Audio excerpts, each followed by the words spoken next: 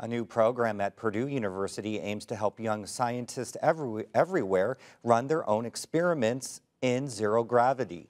As Taylor Haggerty reports, the new Launch Box program began with a simple question: could fireflies light up in space?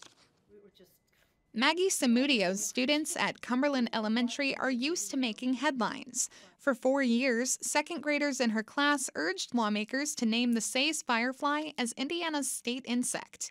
And this year, after a visit from Governor Eric Holcomb and a trip to the Indiana State House, they succeeded. But that's not the only project the class has been working on. During a lesson about the solar system and space travel, Samudio posed a question to her classroom. Could fireflies light up in space? So I asked the students that question, and we just kind of looked at each other like, well, we don't know. So I said, I know someone I can ask.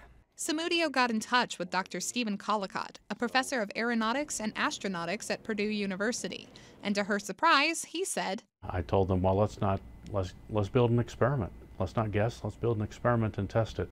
With the help of members of Purdue's Aeronautics and Astronautics program, the Cumberland students designed a metal box that could fit in a commercial zero-gravity aircraft. Instead of sending real fireflies into space, they set up some syringes full of the same chemicals that make fireflies glow and a mechanism to combine them when the aircraft hit the right altitude.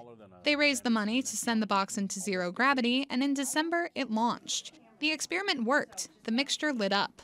Now, Professor Collicott is offering the metal boxes, called launch boxes, to teachers, school groups, and even families who want to run their own experiments.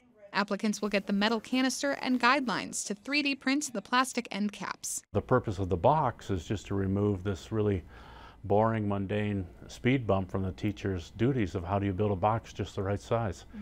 This lets the teachers focus on the science. Collicott says schools will be responsible for funding the ticket to send the boxes into zero gravity and creating the experiments, unless they can team up with a local university. Samudio says for her students, all of the effort and money they put in was worth it. If I hadn't taken that leap, and I always take that leap, I mean, the kids would have missed out on so much. For Indiana News Desk, I'm Taylor Haggerty.